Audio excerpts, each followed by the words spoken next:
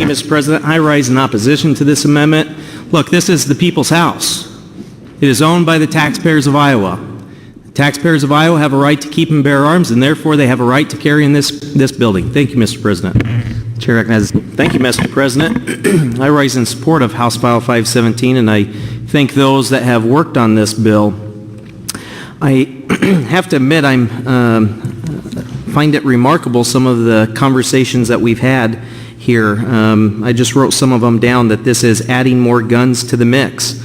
I don't find that anywhere within this bill. In fact, what this bill does is it says those that are law-abiding citizens who have a right to keep and bear arms have a right to use those arms in a threatening situation. The bill also adds some liability language. I'd like to read just here real quick. This is from a neighboring state.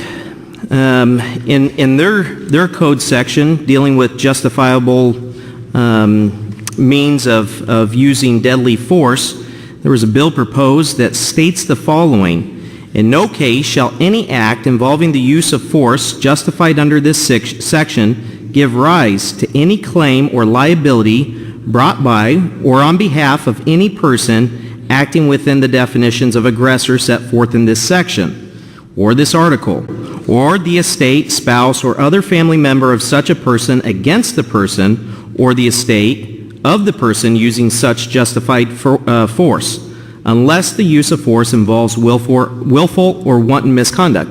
Very similar language. Now, this bill was in Illinois, and it was sponsored by 14 legislators, 7 Republicans and 7 Democrats. Not just any 7 Democrats, Barack Obama being one of those sponsors.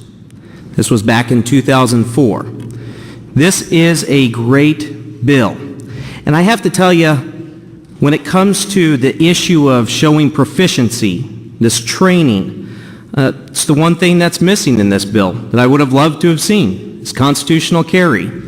And get away from some of this stuff. I don't know any constitutional amendment, maybe the first, maybe the fourth, maybe we should show proficiency to have a right to be secure in our own homes, maybe under the 8th Amendment, cruel and unusual punishment.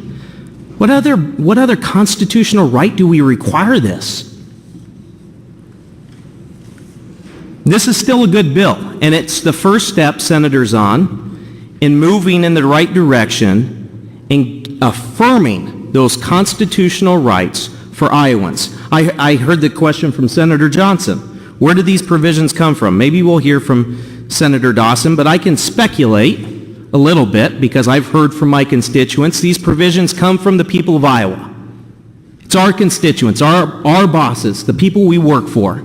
It's what they expect, what they want, what they demand of us as elected officials. This vote, a yes vote, is affirming our bosses' constitutional right to not only defend themselves, but their right to teach their children, to have liability and immunity from these situations that may occur. And in fact, that is consistent with what our laws are. You are innocent until proven guilty. It's a presumption that we have, and we're guaranteed here in the United States of America. This puts Iowa on track to again affirm our constitutional rights. I am enthusiastic to be able to vote yes on this bill. Thank you, Mr. President. Thank you, colleagues.